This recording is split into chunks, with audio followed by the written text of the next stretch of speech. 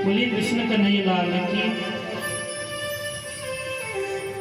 एक बार एक नई नवेली दुल्हन जो है वो विवाह कर आई ससुराल में। विवाह कर आई ससुराल में। अब जो हमारी बहनें होती हैं जो विवाह कर जाती हैं ना ससुराल में जाकर, उनका तो दूसरा जन्म होता है।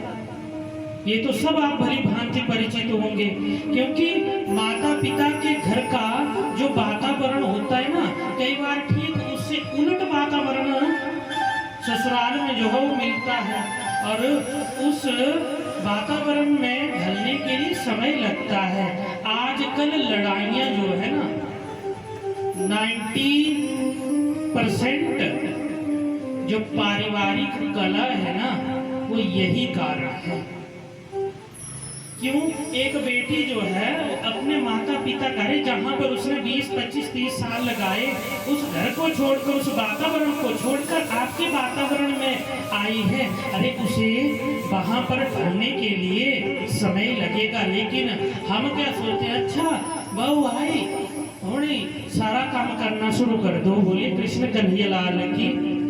अरे कई बार ऐसा संयोग होता है, उसने जो पिछले घर में काम किया होता है आगे वैसा काम नहीं होता।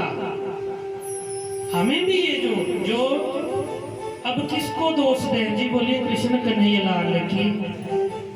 अब समझो यह कलयुग की ही मार है, क्योंकि जिस माता ने जो है वो अपनी बहू को उलाना दिया है ना, बस वो मेरी एक बात सुन ले।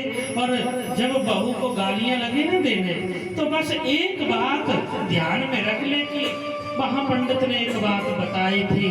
बस एक बात सुन ले और समझ ले कि सास भी कभी, हाँ जी बोलिए कृष्ण कन्हैया लाल की, सास भी कभी बहू थी। सीरियल है एक सास कभी बहू है ना जी। लेकिन आज की सास सोचे अच्छा तेरा जमीन भी है तेरा करना। बोलिए कृष्ण कन्हैया लाल की। और 99% घर जो हैं वो बिखर रहे हैं। ये नहीं है कि सास का ही दोष है। अरे कोई कोई गृहस्थ ऐसी भी होती है जहां पर बहू का भी दोष होता है। अब बोले पंडित जी वो कैसे? अरे बहू जब मायके जाती है ना तो अपने माता पिता, जो उसके सगे माता पिता है ना, जिनके पास उसका जन्म हुआ है, उनको बड़ी चाव से गले मिलती है। और वहां अच्छा मेरे सोनिए से मम्मी एड़ी। बोलिए कृष्ण कन्हैया लाल की। अरे सास और बहू सुधर गई तो गृहस्थ सुधर गई, क्योंकि जैसा प्रेम वो अपने माता पिता से करती है ना, वैसा प्रेम अगर आगे जाकर अपनी सास जो उसकी माँ बनी है और जो ससुर उसका पिता बना है ना, उससे वैसा प्रेम करना शुरू कर देना, तो मैं सोचता हूँ बड़े से बड़ी सास भी 1-2 महीने या साल में जो है वो सुधर जाएगी। उसका भी हृदय जो है वो पिघल जाएगा। बोलिए कृष्ण कन्हैया लाल की। लेकिन हम क्या करते हैं, अच्छा ये तेरे मोहड़े एड़ा नहीं दस्या। देखिए ध्यान से होके सुनना जी।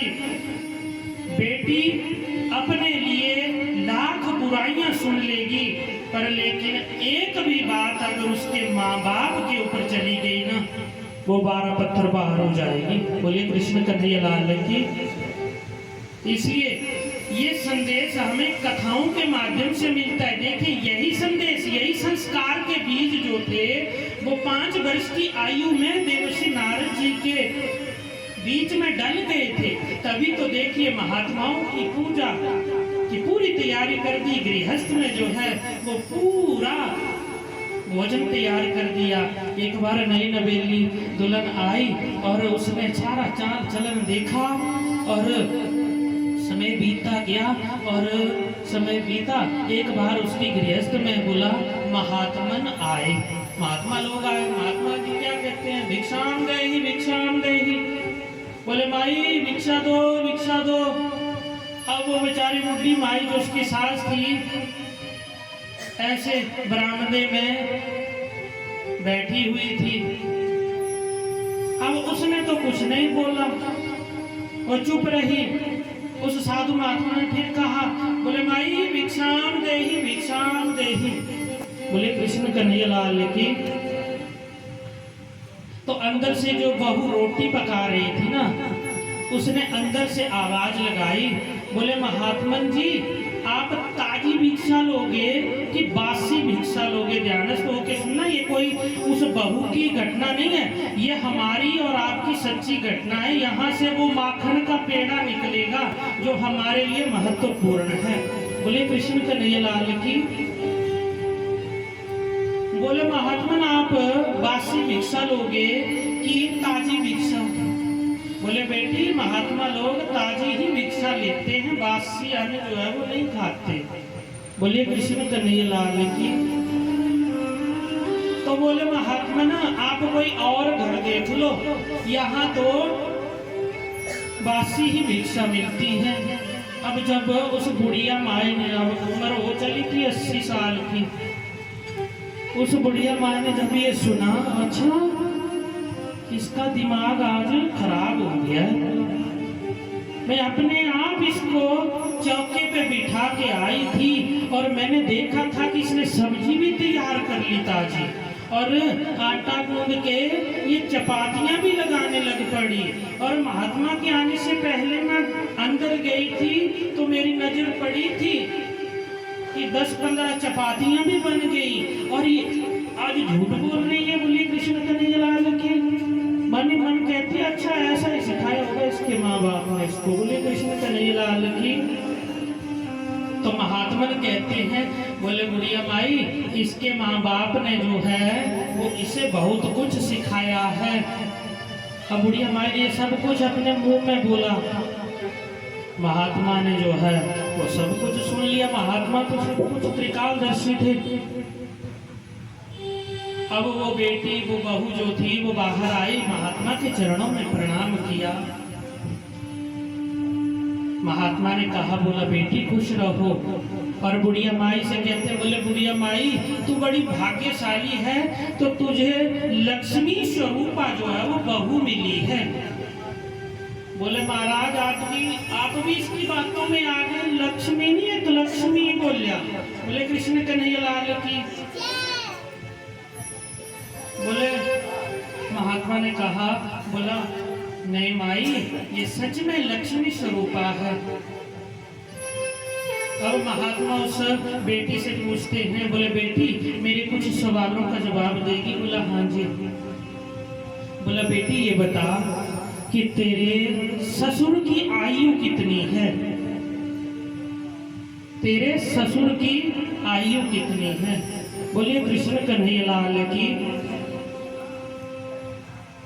जब ये पूछा कि तेरे ससुर की आयु कितनी है, उसने कहा यही कोई महाराज 6 महीने।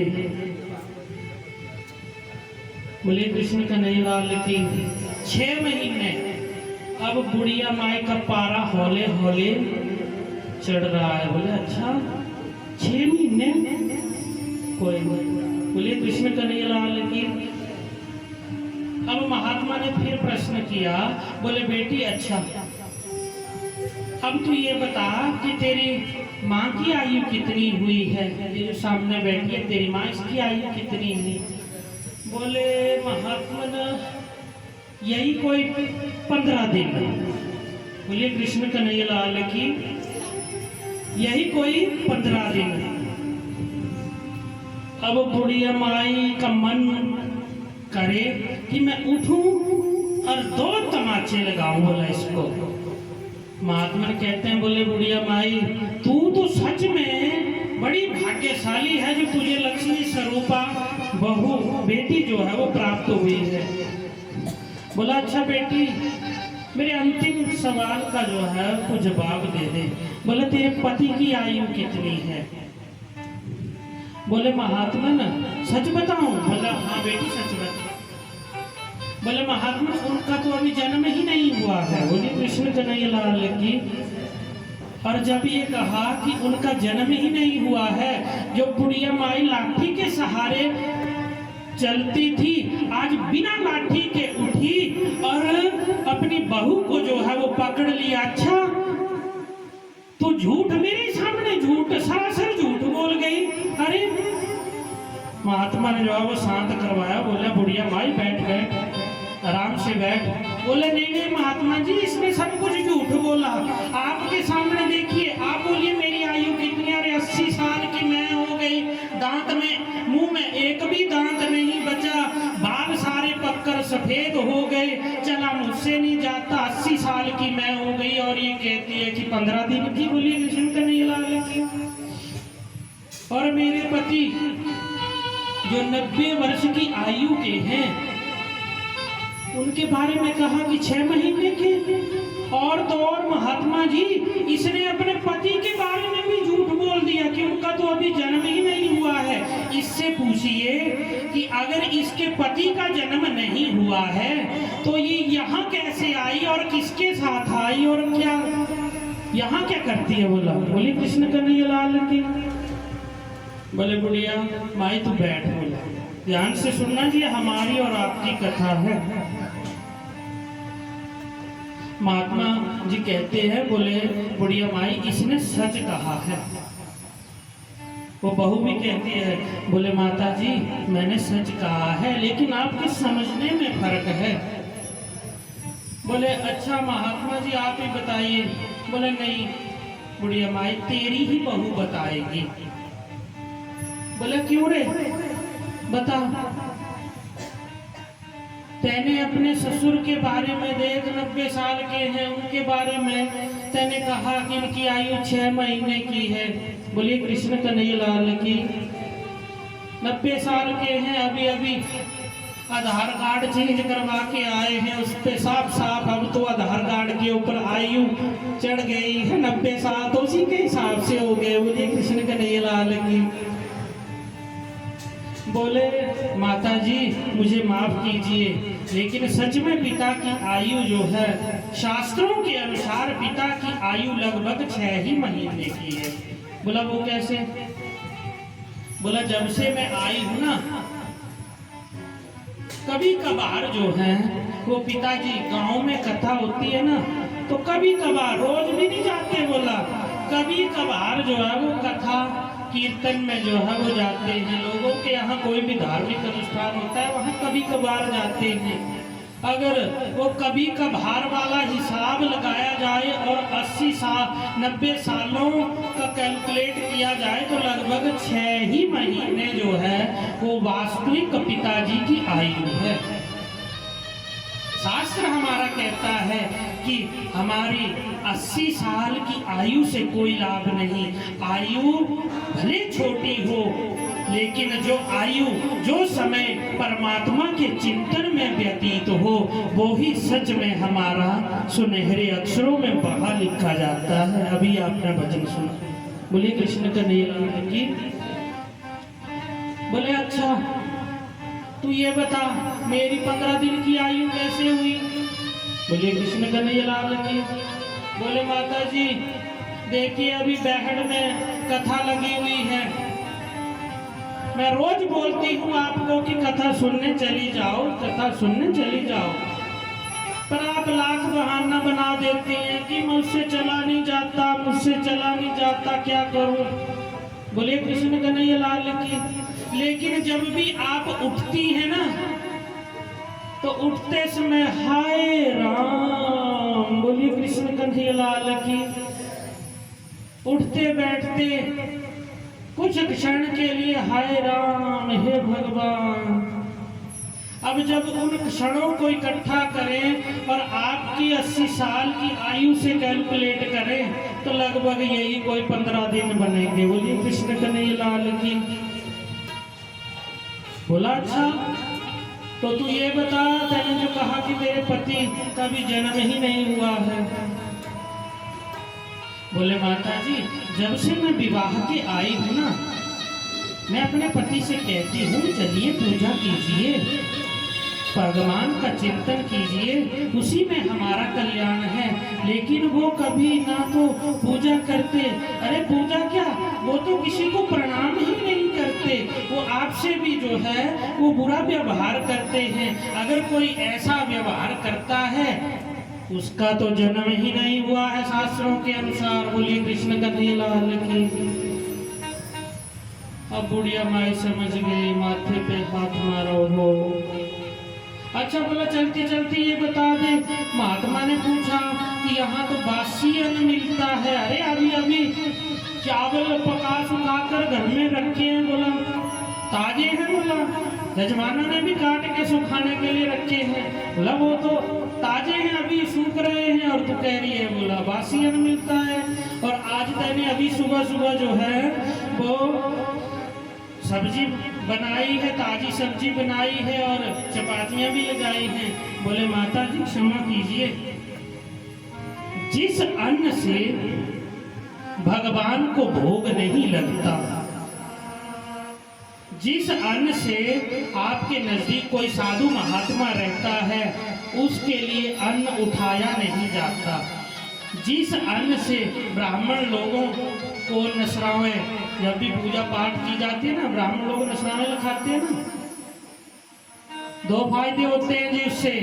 एक तो देवताओं के निमित्त उनका दान हो जाता है, आपसे दान करवाया जाता है। दूसरे आपके अन्न की शुद्धि भी हो जाती है। बोले माता जी अगर इस प्रकार का जिस अन्न से, जिस गृहस्थ में आकर कोई साधु महात्मा भोजन ना करे ना, वह भोजन भी जो है, वह अन्न भी जो है वो सदा सदा बासी रहता है। बोलिए कृष्ण कन्हैया लाल की।